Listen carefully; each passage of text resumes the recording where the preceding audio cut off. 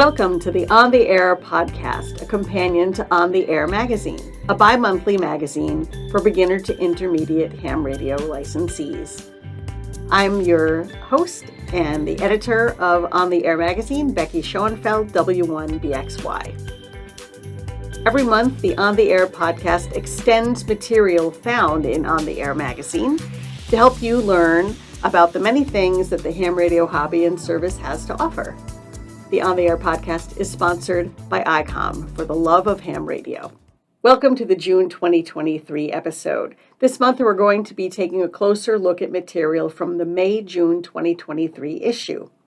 In every May-June issue, we herald the arrival of ARRL Field Day. Field Day is the largest on-air amateur radio event every year. It is always eagerly anticipated. And this year is no different, as hams look forward to the 2023 event, which will be June 24th and 25th. One field day fixture is the GOTA station, the Get on the Air station. GOTA station contacts are worth 5 points this year in field day, so it's worthwhile to have a GOTA station as part of your field day setup. There are a few rules that apply specifically to the GOTA station, and here to set us straight on those are ARRL Radiosport and Regulatory Information Manager Bart Jahnke, W9JJ, and ARRL Contest Program Manager Paul Bourque, N1SFE. Thanks for joining us. Hi, Becky. Thanks for having us. First of all, what exactly is a Get on the Air GOTA station? My understanding of it is that it's sort of an outreach tool where interested members of the public or maybe new hams or people who have been away from ham radio for a long time can get on the mic and talk a little bit. Is that about right? Is there more to it? Yeah. Basically, the GOTA station is it's a dedicated station that field day operators set up for either the general public, could be an unlicensed member of the general public, a visitor, or a newer ham, or even a relatively inexperienced, inactive experienced ham can get on the air and maybe try a new band or a new mode they haven't operated before. And this is a station that wouldn't normally present itself because there are so many different classes of operation, but especially for our portable stations, group activities, this is their opportunity to have that station to allow, as Paul had shared, visitors to come in to observe more of the casual operating. It's more inviting, perhaps, than the busier HF stations that are on specifically in Morse code or specifically in voice. It's leisurely, it's casual, it's intended to be comfortable, and inviting, as we discussed.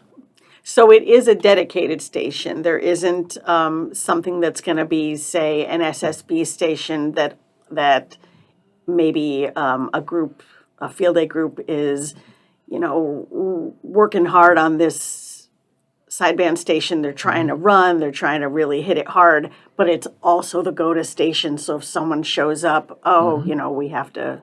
So that doesn't happen. It's a dedicated station. They're really welcome to do it in whatever fashion they want to do it.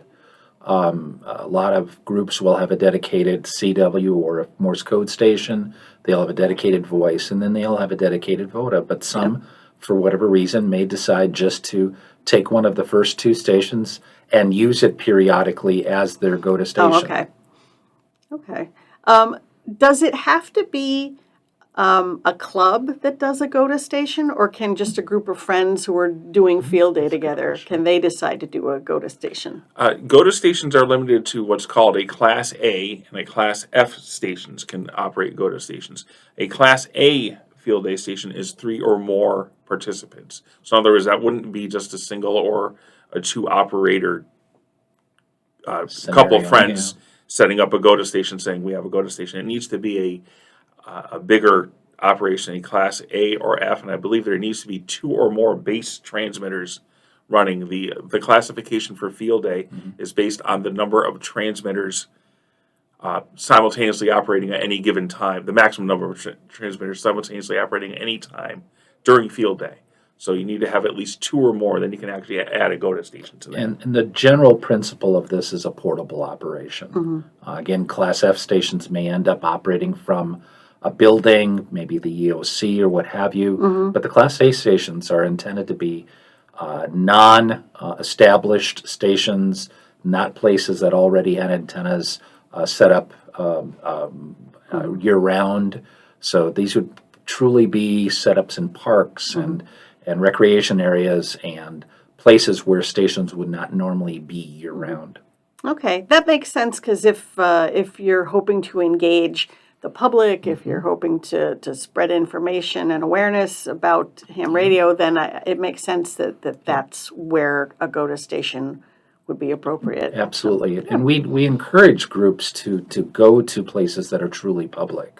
So aside from your parks and areas such as that, we've had groups that have set up in malls, parking lots, various public places. So who's allowed to get on the air from a GOTA station? Can it be anybody? Is there anybody who's not eligible to get on and count for the 5 points from a GOTA station? Well, typically a more experienced, regularly active ham that's really not the intent of the operator. It should be an operator at the GOTA station. It's really meant for, regardless of your license class, if you're relatively inactive or maybe even haven't operated a particular mode or band that the GOTA station is operating on, it's like, hey, I want to try my hand at, a RIDI, and I have never done a RIDI contact before, which is radio teletype. Even as an extra, I, would be more than welcome to say, hey, why don't you sit down and try the RIDI station for a while? That would be a very good example of a experienced ham being able to use it on maybe a mode or a band they're not normally using, just to try to broaden their experiences. It's like, try something new. It's like, hey, I might like this. Or it could be a technician or novice class licensee who doesn't have a lot of HF privileges, wanting to try to get on 20-meter phone. We welcome them too, as well as unlicensed members of the general public. And we've had a number of examples of unlicensed individuals coming, getting a first-hand experience of amateur radio. This is particularly true for, say, municipal organization representatives, police, fire, ambulance, who want to know more about amateur radio, and then they really get a good taste of it because they're invited to sit down and make contacts, including congressional representatives. And we like to herald those because these people not only get a first-hand experience of what amateur radio is about, but they can use that as they're approached for various bill presentations in Congress when it comes time to talk about what can amateur radio truly do. And one thing to know, especially about unlicensed operators, there needs to be a licensed control operator present per FCC rules. There needs to be a licensed control operator present anytime an unlicensed operator is operating a GOTA station. In other words, you can't just show up and start getting on the air. You need to have a licensed control operator, and that also applies to a technician or novice class licensee wanting to operate in the general portions of the band. There needs to be a general class control operator present, and actually present at the station supervising to make sure that FCC rules are met. So it is very important. The Field Day rule, the FCC rules rather, are not relaxed at all for Field Day. So it's important to make sure that you are still operating your station within the confines of a amateur radio license. Exactly. So the control operator at the GOTA station, is that the same thing as a GOTA coach? I know there's a mention of the GOTA coach in the Field Day rules. Well, they're similar. I mean, there should always be a control operator present, regardless. Say you're a technician class license and you're operating on 2 meters, which you have privileges for. You don't need an external control operator there because you're operating within the confines of your license. The GOTA coach is more specifically a person there to guide and coach and answer questions to somebody who may have questions. And those are really, that's what the GOTA Coach is. I mean, they're very similar because I'm sure a control operator can perform the same duties. The control operator may also be the GOTA Coach. Again, the way the rules are set up, we have a bonus points can be earned for having a dedicated GOTA Coach present for at least 10 contacts. In other words, if you sit down and you need some coaching, you have made 10 contacts, the station can, the field day operation can get a 100-point bonus for having a coach present for 10 contacts. Okay. So what kind of ham credentials do you have to be a GOTA coach at a GOTA station? Well, you should be experienced in guiding people in their beginning of experiencing amateur radio. Somebody with patience.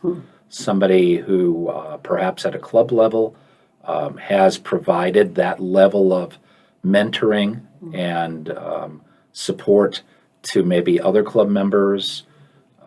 So this person, again, is going to be generally a higher class of licensee, somebody who's had a broader experience in logging applications so that they can describe how logging works without doing it themselves, because the operators of the station need to be doing their own logging, and explaining how to tune in stations, how to remain within the frequency range that's permitted by the license class of the control operator, basically to keep them within the confines of the rules, but also to have them enjoy the full breadth of experience that is available to a participant.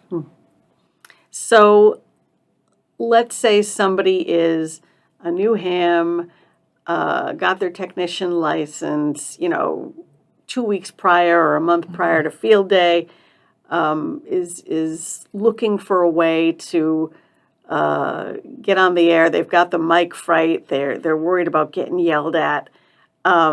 It sounds like this GOTA station might be a safe place for them to sit down in front of a radio.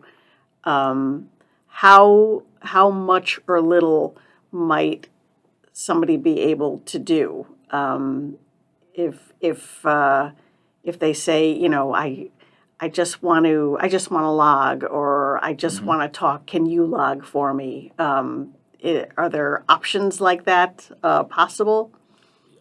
You can do as little or as much Yeah. as you want. There's no limit. There's no minimum. If somebody wants to sit at the GOTA station while somebody else is on the mic and log for them, they're more than, again, that counts as that counts as part of an operating. So somebody could sit and log, or maybe somebody doesn't want to log and they just want to talk, or use FT8 or whatever mode they happen to be using. We stipulate that as not being the GOTA coach doing it, though. Okay. So the coach will be the official observer of sorts, the guide, the mentor. But if you have 2 or 3 people who want to participate in the GOTA operation, you have them take turns. Have somebody who doesn't have the mic fright, let them start. Let another of the GOTA operators log for them. And then they can take turns, and they can see what the process is by observing how somebody else did it, and then switch off. Yep. I would imagine that this varies depending on how busy an operations GOTA station is, but Sure. is it possible to for somebody to operate at a GOTA station for 15, 20 minutes, half an hour? Are there opportunities to sort of really get in some practice if the station isn't busy? Oh, absolutely. There used to be a limit to how many contacts a specific GOTA operator could make. For 2023, those restrictions have been lifted. So you can make as little or as many contacts as you want to make.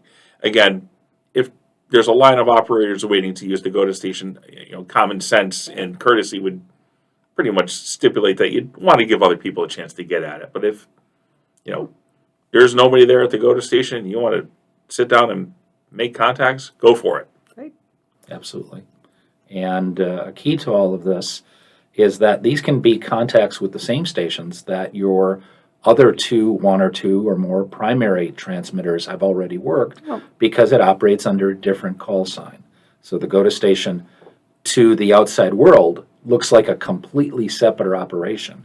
To your own focused in-camp group, it's just another call sign within the confines of this portable operation, and it gets to work all the stations again, technically. So if it's a different call sign for the GOTA station, do they tend to use the call sign of the control op for the GOTA station?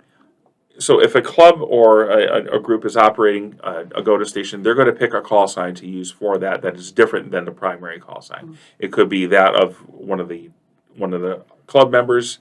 Maybe it's an easy call sign that sounds good over the air, so you don't have a confusing call sign, maybe a shorter call sign. But any call sign can be used as long as the person who holds that call sign gives permission for the club to use their call sign. Exactly. Okay.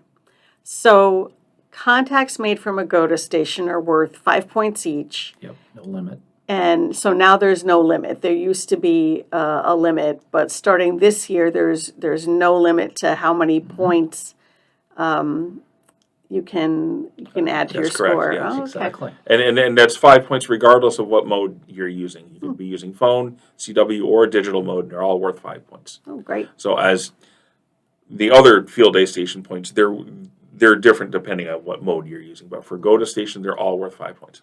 Exactly. Cool. So if someone is listening to this podcast, maybe they're a new licensee, maybe they're not licensed at all, and a GOTA station sounds like a good way for them to get some on-air experience with a helper right next to them. Is there a way that folks can find a field day operation that has a GOTA station so they can make plans to head to that field day operation and get some practice in? Yeah, absolutely. ARRL has what's called a Field Day Locator, which is on our website at www.arrl.org/field-day-locator. That is also available off of our main Field Day webpage as well. But that will bring up a map which will show locations of field day operations near you, and each one of those locations will have information about that specific operation, including if they do have a GOTA station. So not all will have GOTA stations. And it will also list contact information for the individual organizations or individuals that are hosting that field day. So if you have any questions, you can direct them to them directly. And that detail also includes if they have a talk-in. So if you're a VHF technician and you see that they have a talk-in, you can actually go on to the repeater frequency often and get directions, find out more about their operation. If they are looking for additional support in whatever fashion, maybe before the event, setup is always, the more hands makes for light work for them doing so, even taking down when it's time to disassemble the station when they're done. So if someone thinks they've found a nearby operation that they want to check out, should they contact the group ahead of time and say, hey, I'm thinking about coming down, what might be a good time, or can they just show up? I mean, typically it's not required, but it wouldn't be a bad idea just to give people a heads up. It all depends on your comfort level. Field day is open to the public. That's the whole purpose of it being on the map, and so these are open to the public operations.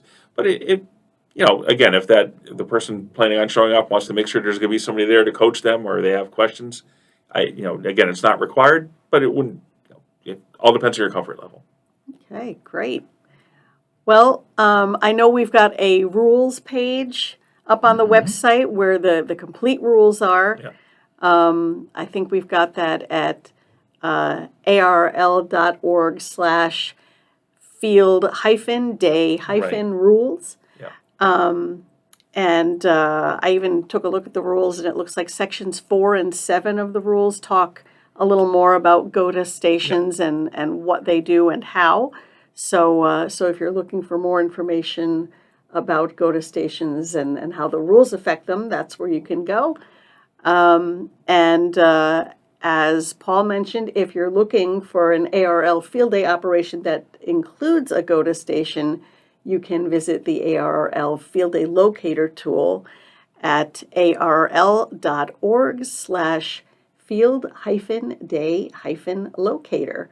And I was just looking at the locator tool yesterday, and around our neck of the woods in New England, there are a whole lot of operations just dotting that map everywhere. And I know over the next few weeks, even more of them are going to pop up. There's a lot being added every day. Yeah. I part of what I've been doing lately is helping manage people get those pins in the right place and the information uploaded.